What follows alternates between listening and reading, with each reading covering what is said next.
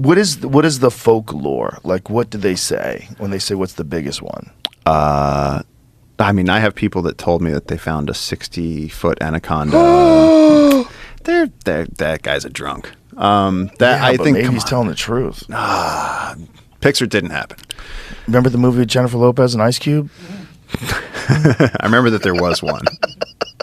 John Voight had like the worst Brazilian accent ever. It didn't even sound Brazilian. I gotta actually watch that movie. I really feel like I should. It's a terrible movie. Is it? Oh, it's terrible, but it's great. Yeah, it's like one of those. I think it was like there's nothing wrong with a good bad movie. I want to say it was like 90s, right? Oh shit! What year was that? It's a dumb.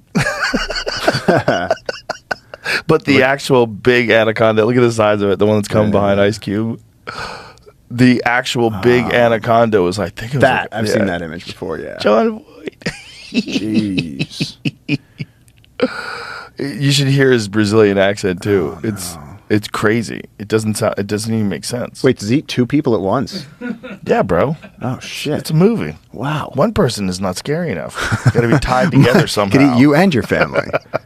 Tied together somehow, and the snake wraps. So they say they've seen a 60-foot one, but sure. Do they have an age limit? Like, do they? It seems like when they get to a certain size, nothing's hunting them. No, they're So an it's apex just predator. Disease or old age. No. So in the Amazon, the cool thing with the Amazon is it's the greatest natural battlefield on Earth. It's literally just this churning death march. Like life is like a momentary stasis in this like recycling of death, and it's like you fight for it. And a snake that's getting big like that one that we just caught, like Eleanor, it's like, so we learned that she moves around this swamp and has a home range. And then eventually after a few months, she passes the transmitter. She'll poop out the transmitter. But one of the guys on the team, Pat, is actually, I think, through Acadia University. We've been continuing this, and we've learned that there are so many more anacondas than we thought. And everyone said, the traditional literature said that they're ambush predators, that they only wait. And it's like, no, they're going to places where there's mineral licks in the Amazon, and they stake out them. Like, they're more strategic than we thought. Oh, so they wait for the animals to lick the minerals. Yeah, so there's places where there's like a salt deposit, and so you'll get all the herbivores coming there for the salt. And so, but the anacondas will go up streams and strategically target those places.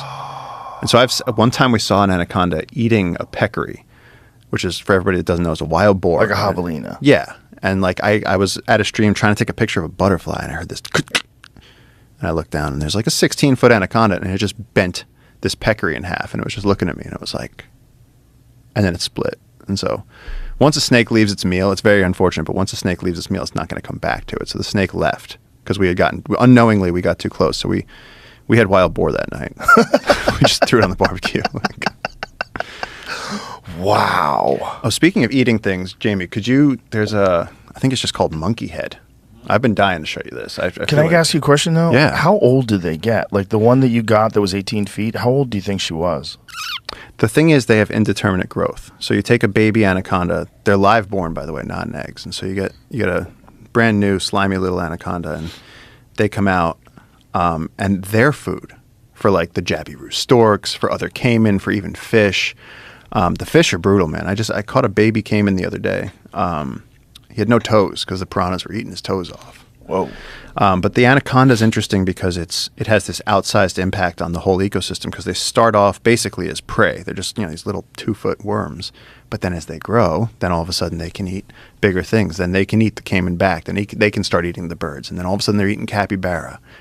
And then you get to the big mamas where they're the top of the ecosystem. They're the top of the food chain. And so you have like black caiman, anaconda, jaguar, harpy eagle, giant river otters. And like those are your like, top contenders for apex predator in the Amazon. The harpy eagle's amazing. What a wild looking creature. Oh, their talons. They're so big too. Is that the biggest eagle? I don't think it's I think the Philippine eagle or the Stellar Sea eagle, but the harpy is just unreasonably large. Like when you see them, you go, that's what that is. And they eat a lot of monkeys. They eat a lot of monkeys, and so one of the ways to tell when there's a harpy eagle around is like we'll be walking through the jungle and you just find a pile of bones, because up in that nest, 150 feet up, they're just dropping monkeys and sloths, and the babies are ripping them apart, and then they just chuck the bones out. So you'll see like a little boneyard in the jungle. Wow. Yeah, it doesn't last too long because nothing lasts long. It just keeps recycling everything, but. When I was a kid, in the rainforest books, they'd say 50% of the life in a rainforest is up in the canopy. And it's like, You always say, like, yeah, bullshit. It is. There's more stuff up there than there is down there. So when you're walking in the Amazon, you're under 150 feet of green. 3% of the sunlight is hitting the ground. Most of the action is happening above you. Wow. The birds, the monkeys, the bats, the snakes, the frogs, everything is moving up there. There's cactuses and bromeliads and vines, and it's all interconnected, and there's this whole network. The Amazon canopy keeps changing the like when you say how many species are on Earth, and it's like they're like, we really don't know. Because nobody can spend time up in the Amazon canopy. There's people that have used hot air balloons. There's people that have used giant nets. You can climb up with a rope, but then like you're kind of limited to one tree. We just spent the last 2 months building the tallest treehouse in the world. It's like above. See, can you do treehouse? It's insane. I slept up there for one night. Look at this coming out of the mist. I just slept up there for one night, and in the morning, I couldn't believe what I saw.